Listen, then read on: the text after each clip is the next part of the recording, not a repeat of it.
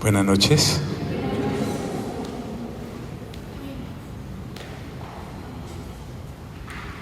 Dice la Escritura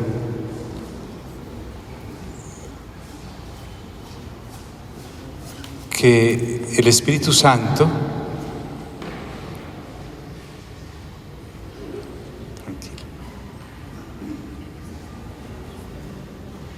dice la Escritura que el Espíritu Santo está en nosotros y con nosotros. Diga eso: en nosotros y con nosotros. Y entonces mirábamos en Lucas que el Señor Jesús nos viene enseñando precisamente eso. Algunos tienen una comunión real con el Espíritu Santo, otros tienen una comunión nula con el Espíritu Santo y otros ni saben quién es el Espíritu Santo.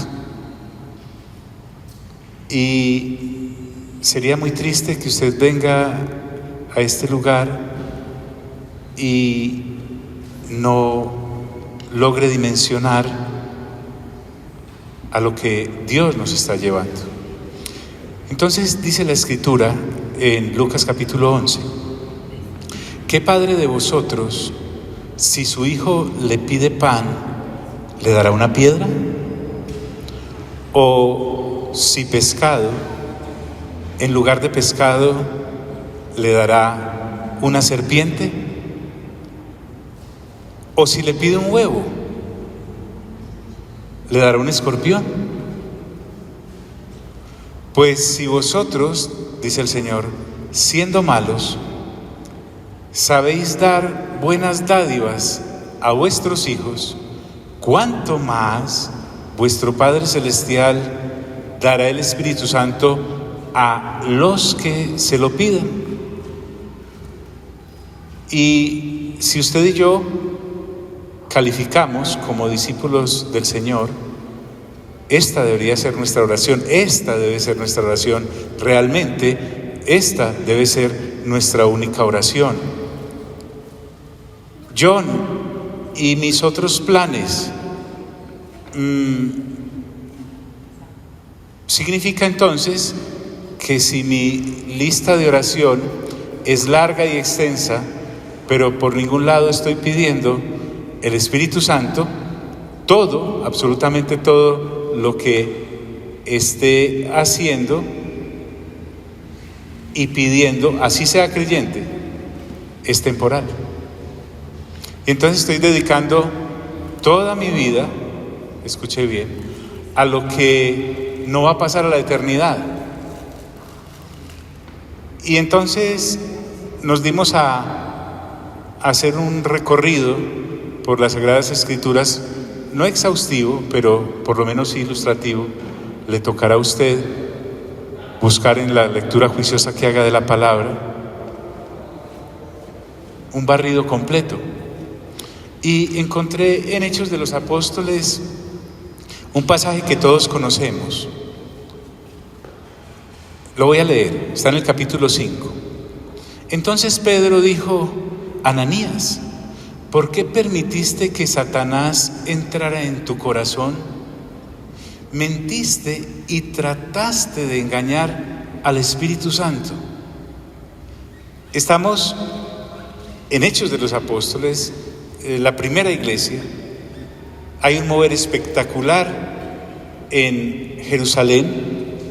La gente realmente se ha volcado a la conversión. Los judíos están llegando de una manera impresionante a reconocer a Jesús como el Mesías. Y entre tantas cosas, no hay una delicadeza de parte de este señor llamado Ananías. Usted léalo en casa, medite.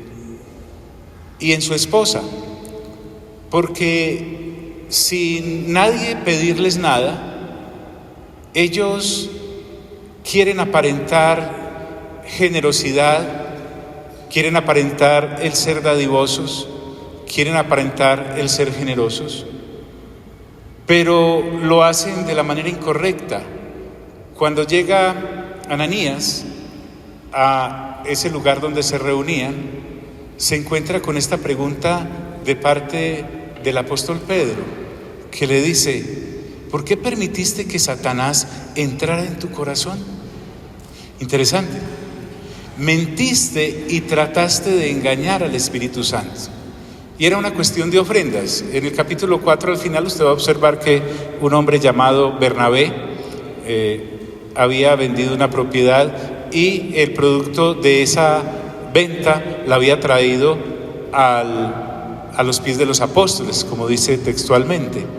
Entonces mirando esto y viendo la generosidad que se estaba dando entre los creyentes, ellos también le apostaron a la situación, pero resulta que no contaban con la persona del Espíritu Santo. Y esta es una situación muy interesante porque hay creyentes, estoy hablando con creyentes, que esta parte de las finanzas la manejan de una manera tan olímpica que deberían de verdad participar en los eventos mundiales olímpicos de los Juegos. Estos no entendieron que en todo el mover del creyente Dios está interesado. Y escuchen lo que dice la Escritura: vendiste el terreno, pero ¿por qué te quedaste con parte del dinero? Y ya ustedes saben que Ananías muere. Gracias a Dios el Espíritu Santo no está haciendo estos días eso en las congregaciones. Sería muy difícil explicarle a las autoridades una cantidad de muertos en los atrios de las iglesias. Pero después de que eso ocurre, viene la señora, se llama Safira, diga conmigo, Safira. Y esta Safira se había puesto de acuerdo con su esposo para mentir acerca de lo que estaban ofrendando. Entonces, yo estoy abreviando porque es otra cosa que le corresponde hacer a usted, profundizar en su casa. Espero que la lectura juiciosa de la palabra sea lo mejor que usted tenga para hacer. Entonces, cuando llega ella, Pedro le pregunta: ¿por qué estuviste de acuerdo a la hora de probar el Espíritu del Señor? Le está hablando Pedro a la señora. Escucha, puedes oír los pasos. Los hombres acaban de enterrar a tu esposo y están allí a la puerta y ahora van a hacer lo mismo contigo. Y cataplún, la señora también se muere. Mira el de lado, dígale: ay, ay, ay. Pues Ananías y Zafira podrían dictar un seminario de parejas, eran unidos en todo.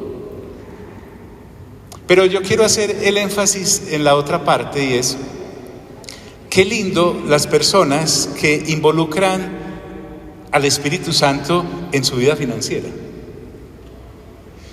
Al contrario de Ananías y Zafira, ellos tienen, permítame usar la palabra, éxito en cuanto a sus finanzas, pero no porque como hacen los mercenarios de la fe hoy en día, le prometen a la gente que si dan $1 sacan 1,000. No. Están sanos y limpios en cuanto a eso delante de Dios. Entonces, lo que quiero decirte es que muchas personas son laxas en esta parte, en el área de sus finanzas, y no estoy hablando solamente de lo que a la iglesia le corresponde, no, jamás. Estoy hablando también de lo que a tu familia le corresponde. Estoy hablando de lo que a tu trabajo, a tu empresa le corresponde. Estoy hablando a lo que a la nación le corresponde. Qué bueno es estar limpio y tranquilo en esa área, que uno pueda vivir tranquilo, así, escuche bien, parezca que Dios no está interesado en el asunto, pero sí está interesado. Entonces hay personas que sí, por tener al Espíritu Santo, que es Dios, con ellos y en ellos, esta situación está completamente clara y nítida en su vida. ¿Están aquí, amigos? ¿Aló? ¿Están aquí? Mire qué interesante, avanzo. Estoy en Hechos de los Apóstoles. Y en el mismo capítulo 5 Los apóstoles tienen seria discusión con los religiosos, pero a ellos les interesa mejor estar bien con el Espíritu Santo que con los religiosos de la época, que les estaban diciendo que no predicasen en el nombre del Señor Jesús. Y ellos dicen esto: hay versículos que son tesoros, todos son tesoros. Las Sagradas Escrituras son como una mina a la cual usted entra y siempre va a encontrar cosas extraordinarias que le hacen a uno valorar lo eterno realmente de parte de Dios. Ellos, los apóstoles, dicen la siguiente frase: nosotros somos testigos de esto, y también lo es el Espíritu Santo que Dios ha dado a todos los que le obedecen. El Señor Jesús nos dice en Lucas 11: dará el Espíritu Santo a los que se lo pidan. Quisiera quitarle el interrogante y decirte que Dios le da el Espíritu Santo al que se lo pide. Y cuando estamos hablando de acá de obediencia, es que si he sido alcanzado por la bondad del Señor Jesús en mi vida, el Espíritu Santo está inmensamente pendiente del paso siguiente del creyente, y es que permita ser habitado en toda la extensión de la palabra por el Espíritu Santo. Porque la Escritura dice que nosotros somos templo del Espíritu Santo. Este lugar simplemente son un conjunto de muros y de láminas que nos sirven para no mojarnos o no achicharrarnos cuando hace sol. Pero Dios, el Espíritu Santo, habita en ti, amigo. Habita en cada uno de nosotros, y ellos le dan prelación a esta situación del Espíritu Santo viviendo con ellos y en ellos. Hubo en una ocasión, en Hechos capítulo 8, hay una persecución y los discípulos tienen que salir huyendo prácticamente. Los únicos que no se van de Jerusalén son los apóstoles. Pero un individuo llamado Felipe, en medio de esa huida, porque los estaban buscando para matarlos, Saulo dirigía esa comisión de matarlos, el que después llegó a ser el apóstol Pablo. Este Felipe llegó a Samaria, y allí en Samaria hubo una cantidad de milagros impresionantes. Gente se sanaba, gente era liberada de demonios. Vamos a hablar más adelante de que la persona que no está habitada por el Espíritu Santo es habitáculo de demonios, y lo vamos a mirar por las Sagradas Escrituras. No sabía que esto nos iba a llevar a algo tan profundo, digámoslo así. Pero en este caso, cuando la noticia de que en Samaria la gente se estaba convirtiendo llegó a Jerusalén, donde estaban los apóstoles, inmediatamente los apóstoles nombraron una comisión a Pedro y a Juan para que fueran a Samaria y verificaran qué era lo que estaba ocurriendo allí. Y miren qué lindo lo que dice la Escritura. Cuando llegaron a Samaria, después de bajar de Jerusalén, Pedro y Juan oraron para que los creyentes de Samaria recibieran el Espíritu Santo, porque el Espíritu Santo no había venido sobre ninguno de ellos, solamente se habían bautizado en el nombre del Señor Jesús. Después de orar, Pedro y Juan les impusieron las manos y recibieron el Espíritu Santo. Miren qué hermoso esto. No es como hoy en día, que si un número de personas empieza a recibir al Señor Jesús y hay milagros y sanidades, inmediatamente se les dice: y aquí está esta tarjetica, nuestros servicios son los tales días, a tales horas, deme sus datos para estarlos llamando, para que a usted no se le olvide que recibió al Señor. No. La urgencia que había de parte de los apóstoles al llegar a Samaria es: hey Felipe, ¿por qué no han recibido el Espíritu Santo estas personas? Sí, es el único que va a poderlos guiar en este caminar. Y entonces los apóstoles oran, y al imponer las manos sobre ellos reciben el Espíritu Santo, y punto. Y en Samaria hay un gran avivamiento. John, ¿por qué es que estamos hablando de esto? Porque estamos mirando por qué el Señor Jesús, en vez de decirme en Lucas capítulo 11, que le pida a Dios mercado, que le pida a Dios finanzas, que le pida a Dios la muerte de mis enemigos, que le pida a Dios mi salud. Pida al Espíritu Santo, porque es que si yo recibo la presencia del Espíritu Santo en mi vida, que va de la mano con la lectura juiciosa de la palabra, porque, ¿sabe? Una de las cosas que usted puede tener como termómetro de si usted es habitado o es habitada por el Espíritu Santo es una pasión impresionante por leer las Sagradas Escrituras. O sea, si usted realmente ha nacido de nuevo, las Sagradas Escrituras a usted nadie le tiene que rogar para que las lea. Un recién nacido, cuando sale del vientre de la mamá, lo primero que hace después de la palmada aquella es llorar. Lo siguiente es respirar. Y lo siguiente es buscar el alimento, el pecho de la mamá. Nadie le tiene que rogar que tome leche. Igualmente, cuando una persona ha nacido de nuevo, nadie le tiene que rogar a uno que lea la Biblia. Eso te sale desde adentro. Nadie te tiene que estar invitando a un curso, mandándote versiculitos, que por favor leas siquiera un capítulo de Proverbios al día, o leas un salmo, que lidia pues. No. Cuando usted realmente ha nacido de nuevo, el Espíritu Santo te conmina a aprender de Dios, y nosotros tenemos grandes ventajas hoy para leer las Sagradas Escrituras. Créeme, si tú tienes problemas con la lectura juiciosa de la palabra, pon en duda tu nuevo nacimiento. Porque al igual que cuando saliste del vientre de tu madre, nadie te tuvo que rogar para que fueses amamantado, de igual forma cuando naces de nuevo, nadie te tiene que rogar para que leas las Sagradas Escrituras. ¿Aló? Bien. Oiga esta otra. En una ocasión, el apóstol Pedro es enviado por el Espíritu Santo a que vaya a casa de un señor llamado Cornelio. Cornelio era un centurión piadoso. Y Dios le había dado la orden a Cornelio a través de un ángel para que enviara por Pedro y le dijese lo que tenía que hacer. Cornelio fue muy obediente, envió un siervo y unos de su pelotón, y trajeron a Pedro. Pedro, cuando llegó a la casa de Cornelio, empezó a hablarles del Señor Jesús. Y dice la Escritura lo siguiente: mientras Pedro estaba hablando, el Espíritu Santo cayó sobre los que estaban escuchando el mensaje.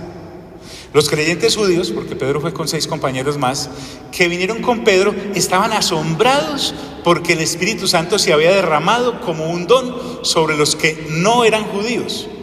Los escuchaban hablar en lenguas y alabar a Dios. Entonces Pedro les dijo: ¿puede acaso alguien atreverse a no dejar que estos sean bautizados en agua?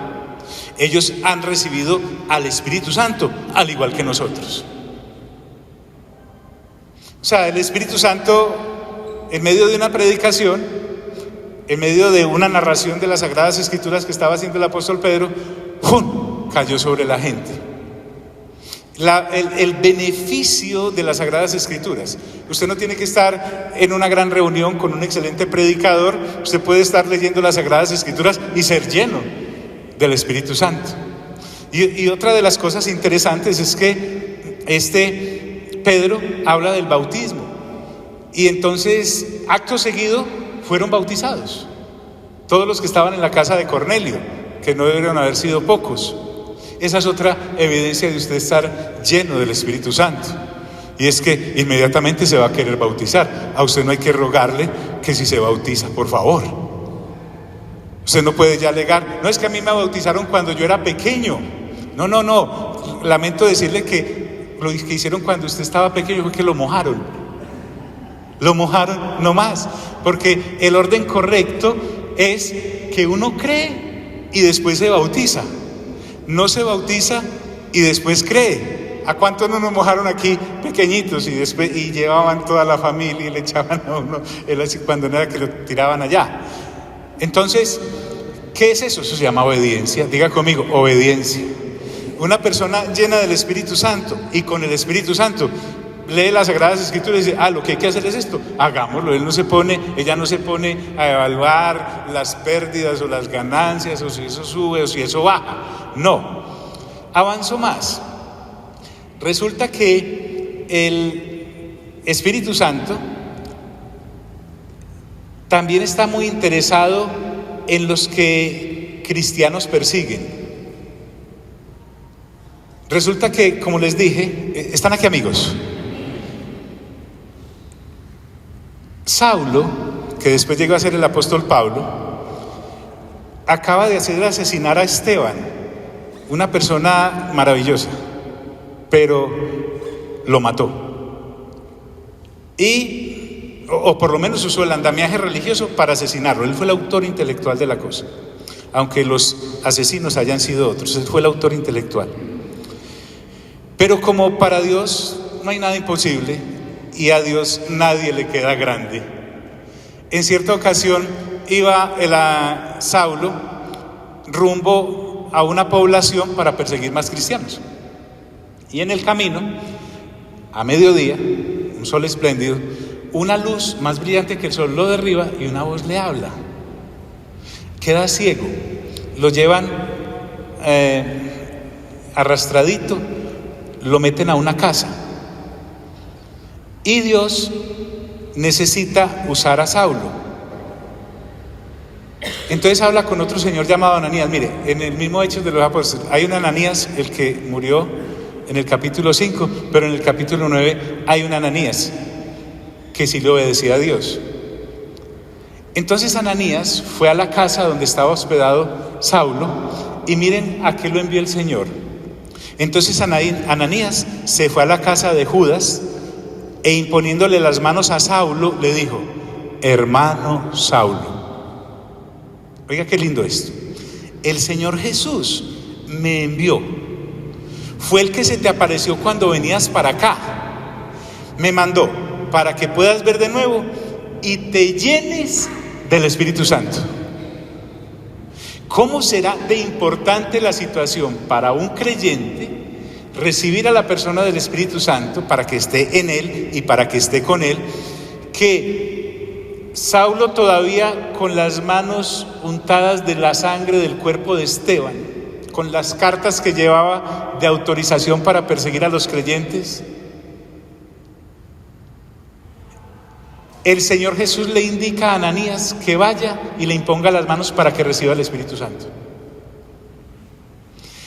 A nosotros no nos enseñaron eso. A la gran mayoría de nosotros nos invitaron a una reunión de parejas porque teníamos problemas de pareja, ¿sí? Su mujer le pegaba. O nos invitaron a una reunión de sanidad financiera porque más quebrados que un caído de un séptimo piso. O nos invitaron a una reunión de solteros porque también más quedados que un... Pero nunca nos invitaron a arrepentirnos de nuestros pecados y de que íbamos al infierno, que porque nos asustaban. Susto le va a dar uno después de muerto cuando llegue ahí, escoja paila. Sí, hay gente que no le dicen que se tiene que arrepentir de sus pecados, que porque no se asusta y no va a venir. Pues yo prefiero que se asuste a este lado y no cuando llegue allá y diga, pero a mí ¿por qué no me dijeron nada? Y entonces me está diciendo la Sagrada Escritura lo importante que es recibir a la persona del Espíritu Santo, pero no, a nosotros nos metían automáticamente en un curso. Y entonces salía uno del curso de parejas y a la salida encontraba en la cartelera curso de finanzas la próxima semana. Uy, verdad que también estoy mal en eso, y me anotaba un curso de finanzas. Y después al otro curso, y al otro curso, y al otro curso, y al otro curso, y era una persona llena de cursos.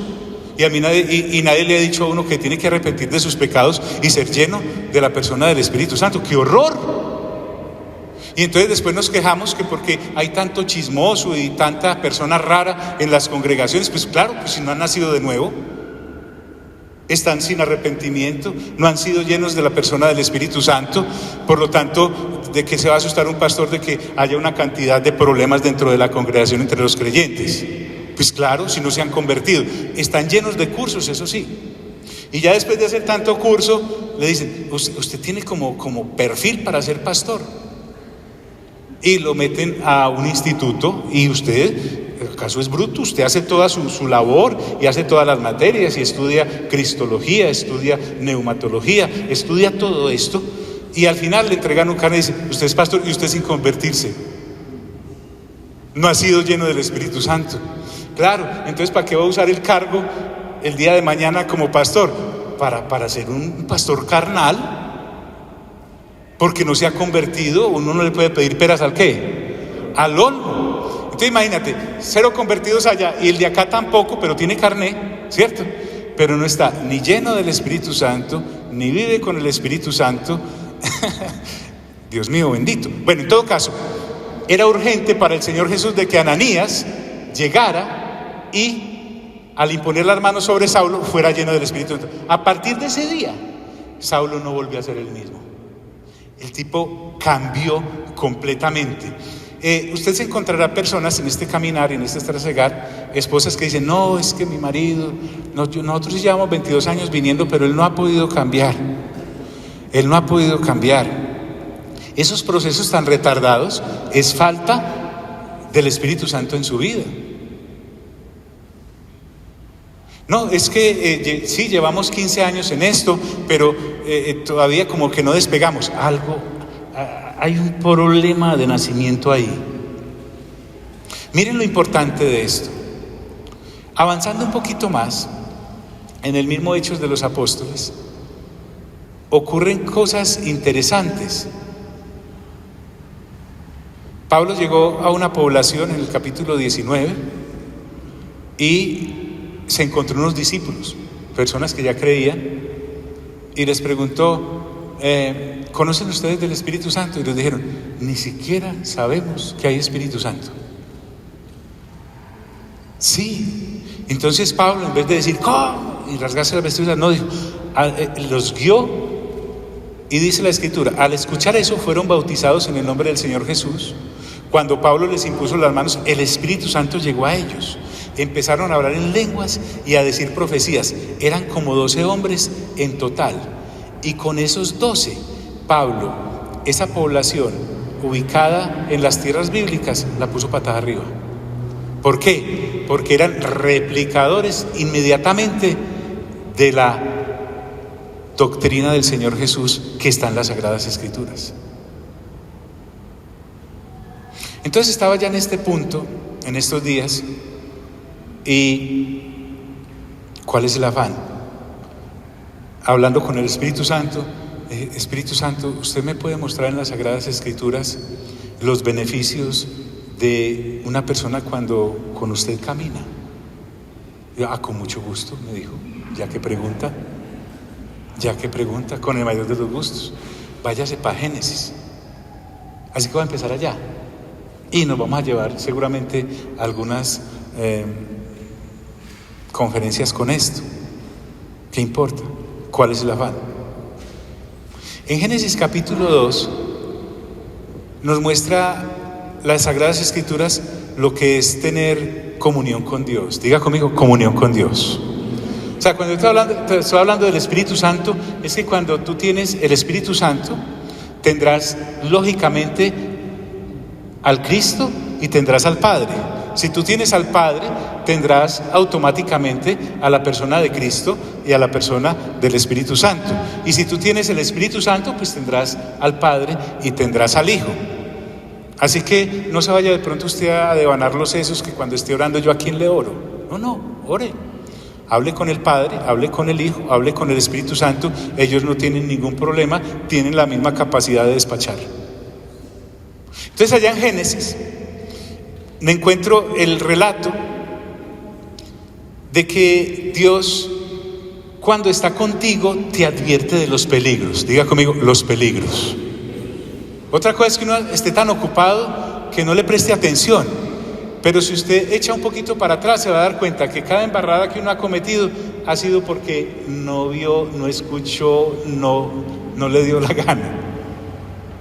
La primera advertencia la encuentro en Génesis capítulo 2, versículos 16 y 17. Dice así: luego el Señor Dios le ordenó al hombre: puedes comer libremente de cualquier árbol en el jardín, pero no debes comer del árbol del conocimiento del bien y del mal, porque el día que lo hagas, sin duda que yo veo ahí un gran amigo.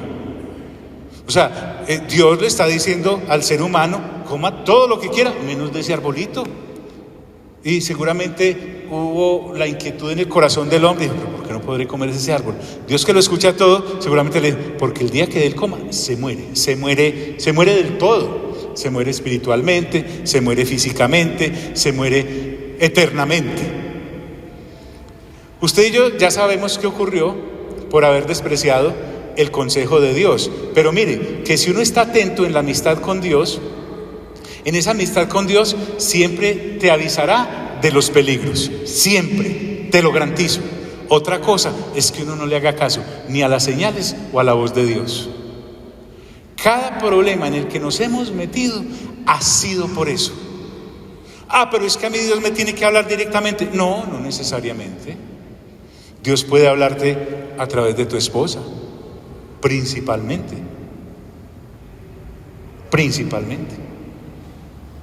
O a través de tu marido. Dios puede hablarte a través de tus padres. Claro que sí. Dios puede hablarte a través de tus hijos. Dios puede hablarte: es que yo vivo muy solo, yo vivo por allá en el monte, solo vivo con un burro. Dios puede hablarle a través del burro. Usted encuentra a Balán, que Dios, para anunciarle una cosa, le puso a hablar el burro. Dios puede hablarte a través de un gallo. Pedro no le hizo caso inicialmente al Señor. Cuando escuchó el gallo dijo: la embarré. Pero que Dios habla, dígale de lado: Dios habla. Y está para cuidarte, está para advertirte. Como saben, ¿están aquí mis amigos? Escuche bien. Como usted sabe, el hombre no le hizo caso a la voz de Dios. Y efectivamente, lo que Dios le advirtió ocurrió. Sin embargo, Dios es tan noble con la humanidad, porque Dios no es que sea noble, la nobleza depende de Él. En el capítulo 3, cuando le está dando las sanciones a la desobediencia, porque efectivamente recuerden que ella vio que el árbol era agradable a los ojos, se veía la fruta sabrosa y además era útil para adquirir conocimiento, y ella comió, luego llamó a su marido, el marido comió. Entonces estas son las sanciones. Cuando Dios está hablándole a ella y a la serpiente, dice: haré que tú, a la serpiente, y la mujer sean enemigas. Y vaya a ver y verá. Cualquier dama ve una serpiente, sí, y al revés. Y que tu descendencia sea enemiga de la de ella. La descendencia de ella buscará aplastarte la cabeza, mientras tú tratarás de picar en el talón. ¿Cómo será esto de bendito? Que Dios ahí en ese versículo del capítulo 3 está hablando desde allá, desde Génesis, la futura redención en la persona de Cristo Jesús. Cuando está hablando de la simiente de ella, no es que esté hablando de todos nosotros, no está hablando de la simiente, no está hablando de las simientes, pero no me puedo quedar ahí. Lo que te quiero decir es que Dios es tan lindo que acaba uno de tener el problema y ya le está dando la solución. Porque de la misma manera en como te advierte cuando cometes el daño, también te da la oportunidad para que enmiendes y salgas de ahí. ¿Me hago entender, amigos? Muy bien. Siguió. Después dijo Dios a la mujer: te daré más trabajo y multiplicaré tus embarazos, y con todo y tu duro trabajo tendrás también que dar a luz a los hijos. Desearás estar con tu marido, pero él te dominará a ti. Luego Dios le dijo al hombre: ya que tú obedeciste a tu mujer, entre paréntesis podríamos decir, y no a mí, y comiste del árbol que yo te había prohibido, la tierra estará maldita por tu culpa, tendrás que conseguir la comida por medio de duro trabajo durante todos los días de tu vida. Del suelo nacerán cardos y espinas para ti, y tendrás que comer plantas del campo. Obtendrás tu comida trabajando duramente hasta que mueras y regreses al polvo, porque tú saliste de allí. Polvo eres y en polvo te convertirás. Y si se da cuenta, la historia de la humanidad ha sido así, pero Dios lo advirtió. Dios anuncia lo que va a hacer. Así que cuando usted esté esclavo del trabajo, 48 horas diarias, y eso no le produzca o no le dé lo que esperaba, esto fue lo que pasó. Esto fue lo que pasó. Como estoy a grandes rasgos, permítame darle otro ejemplo. Noé, diga conmigo, Noé. Dios habla con Noé. Yo quisiera que en la medida en que estoy hablando, no pienses más como en un recorderis de historias bíblicas, sino, hombre, ¿cómo puedo aplicar esto en mi vida? ¿Cuántas veces he menospreciado la compañía del Espíritu Santo y por eso es que ando en estas? Y también, por favor, aprecies cómo puede salir de ahí. O sea, no se quede allá mirando a Ananías y Zafira metidos en su problema financiero. Piense a ver si eso de pronto le aplica. No se ponga a mirar a ver por qué le está haciendo tan duro su trabajo. Tal vez es que no ha vuelto en amistad con Dios. Por favor, porque el Espíritu Santo quiere eso. Noé. Dios habla con Noé en el capítulo 6 y le dice: he decidido acabar con todos los seres vivientes porque la tierra está llena de violencia, así que pronto los destruiré a ellos y al mundo entero. Miren que Dios le avisó a Noé que iba a destruir, pero eso no fue que lo dijo ya y a los 5 segundos acabó. No, él comienza a darles unas instrucciones a Noé de construir un arca. El arca se demoró en ser construida 100 años. 100 años. O sea, sume usted que es joven, la edad de su esposa, la de su esposo y 2 o 3 hijos, y ahí le da 100 años. Algunos estamos muy cerquita, pero son 100 años. Dios anunció y 100 años después vino la destrucción. Y Noé fue pregonero de eso cuando empezó a levantar un arca. Es que hacer un arca no es que vaya haciendo un arca, era la primera que se hacía. Según los estudiosos de las Sagradas Escrituras, ni había llovido porque la tierra se regaba con un vapor que subía como el rocío mismo de la tierra, pero aquí aguaceros no. El riachuelo más cercano de donde estaba siendo construida el arca quedaba mínimo por ahí en la Pintada. Y él construyéndola acá. Todo el que pasaba por ahí tenía que, ¿qué está haciendo Noé ahí? Noé, loco. No, vea, es que Dios me habló de que va a destruir todo esto y que construya este arca porque aquí se van a salvar los que se prestan. Solo se salvaron él, su mujer, sus nueras y sus hijos. No más. Pero que Dios avisa. Dígale de lado, que avisa. Otra cosa es que yo no le preste atención a las señales, pero que avisa. Un ejemplo financiero que ya vimos la semana pasada, y con esto creo que casi terminamos por hoy. Les hablé acerca de Lot y Abraham, prósperos los dos. Ya vimos Génesis 13, Abraham era riquísimo. Lot se arrimó a buen árbol también. Empiezan a tener discusiones sus pastores por alimentar a las ovejas.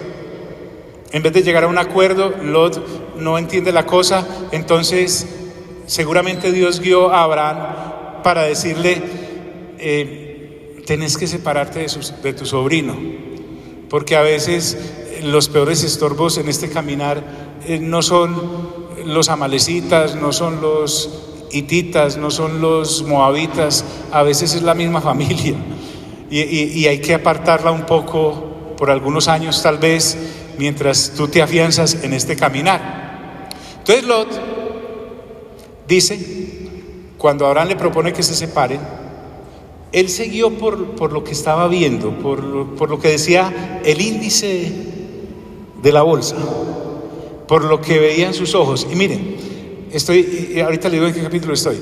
Lot miró a su alrededor y vio que el valle del Jordán hacia el sur, hasta Zoar, estaba bien abastecido de agua como en Egipto.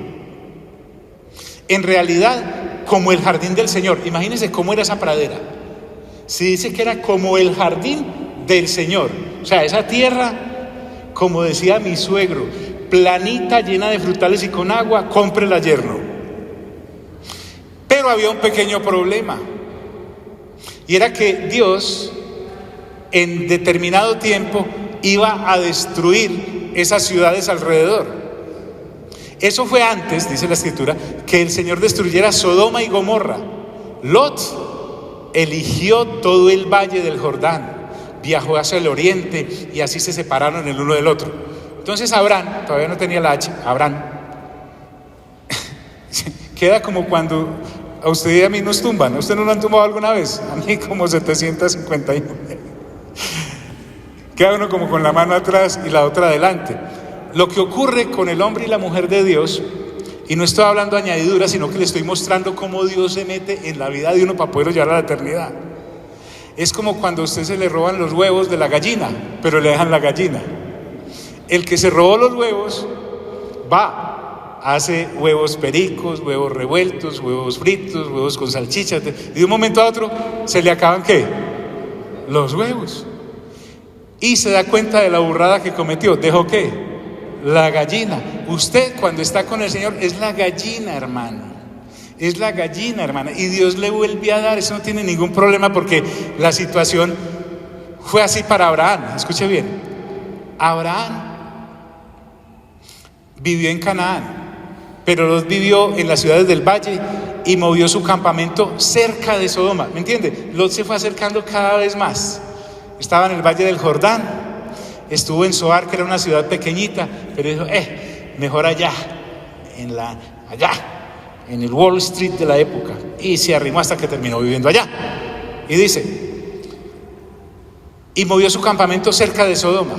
En ese tiempo, que es lo que la gente que solo tiene el signo pesos acá en la cabeza y en los ojos, como Rico MacPato, los habitantes de Sodoma eran malos y grandes pecadores en contra del Señor. Después de que Lot se separó de Abraham, el Señor le dijo a Abraham, yo creo que lo llamó, venga, observa a tu alrededor y mira, desde dónde estás parado, al norte, al sur, al oriente y al occidente. Todas las tierras que ves, te las daré a ti y a tus descendientes para siempre. Tendrás tantos descendientes como polvo tiene la tierra. Así que si alguien puede contar el polvo de la tierra, tus descendientes también se podrán contar. Levántate y camina a lo largo y a lo ancho de la tierra, porque yo te la regalo a ti. Yo te la regalo a ti. ¿Cómo será eso de cierto que estamos en el 2022? Y usted y yo, según Romanos 4, por ejemplo, o Gálatas, capítulo 4, también somos descendientes de Abraham por la fe. Y así ha pasado desde ese día. Pero lo que quiero ir para cerrar, aguántenme, es que en ese momento Abraham se escribía Abraham, sin H. No tenía hijo. Su mujer era estéril. Además, iba como en la quinta menopausia. Y dice la Escritura, unos capítulos más adelante, que Dios habla con Abraham y Abraham habla con Dios, en el capítulo 15. Y con esto, ahora sí quiero terminar por hoy. El Señor le dijo, ten por seguro que tus descendientes serán inmigrantes en un país al que no pertenecen. Serán esclavos de la gente de ese país y serán tratados cruelmente por 400 años. Pero yo juzgaré a esa nación en la que ellos servirán, y después tus descendientes saldrán libres con grandes riquezas. Tú vivirás muchos años, morirás en paz y serás sepultado. Después de 4 generaciones, tus descendientes regresarán aquí, ya que la maldad de los amorreos no ha llegado todavía a su colmo. Dios le habló, y vuelvo y te digo, no te pierdas en la historia, ponte en la actualidad, en tu situación. Usted mira, pero es que pastor, usted es muy fácil porque nos conoce a todos. No, no es por eso. Escuche, Dios le avisó con 400 años de antelación a Abraham lo que iba a ocurrir. 400 años. por favor. Y encontré un versículo en Isaías, buscando, 41:8. Mire lo que dice Dios acerca de Abraham. Escucha, Israel, pueblo de Jacob, mi siervo, a quien yo he elegido, pueblo descendiente de mi amigo Abraham. Del único que se dice amigo. Yo sé que usted y yo ya hemos sido llamados amigos por el Señor Jesús allá en el Evangelio de Juan, obvio. Pero Abraham, mi amigo. Hermano, hermana, ese es nuestro problema, que nosotros no estimamos la amistad con Dios. Por eso nos vamos con los borrachos, por eso nos vamos con los usureros, por eso nos vamos con todos los obreros de la carne que hay en este planeta, porque no tenemos en alta estima la amistad con Dios. Y entonces Dios hoy quiere recordarnos que Él sí tiene en alta estima la amistad con nosotros. ¿Qué tal si se va poniendo en pie? Por favor. John, pero esas historias son como para viejitos. Jovencito, jovencita, atrévase a venir el próximo viernes para que hablemos de jovencitos.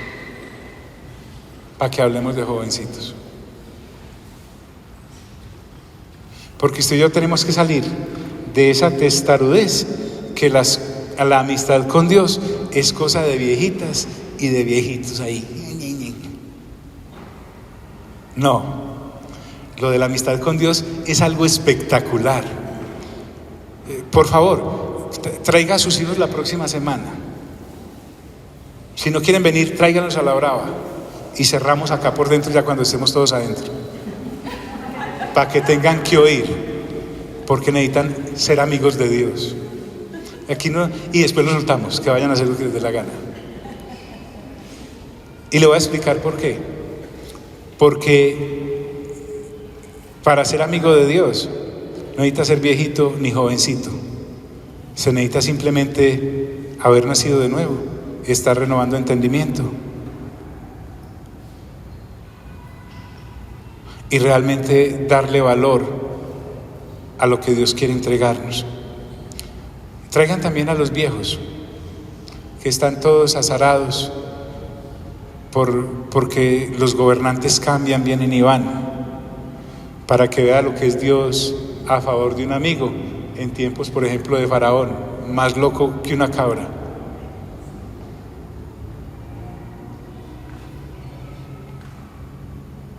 O de Nabucodonosor, salvaje, Darío, terrible. Para no hablar de los emperadores, en los que el Señor Jesús decidió venir en esa época para que vean lo que es ser amigo de Dios sin importar absolutamente nada de lo que haya o de quien haya alrededor. Tráiganmelos por favor. Por eso les dije que los muchachos y las muchachas de 12 años en adelante deben estar aquí con nosotros.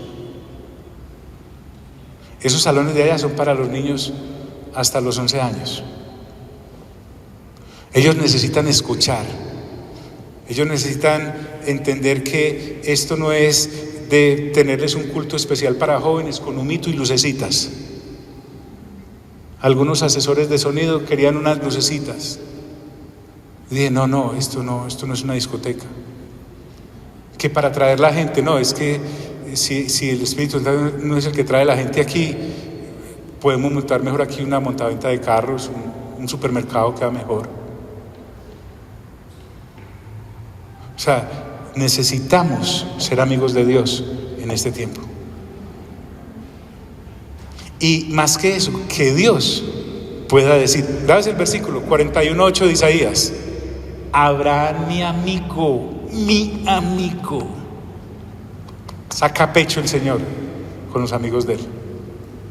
Así que realmente, como dice Job, te invito a volver en amistad con Dios. Y si nunca has sido amigo de Dios, es un buen momento para empezar. ¿Le parece bien? ¿Le parece bien que lo hagamos?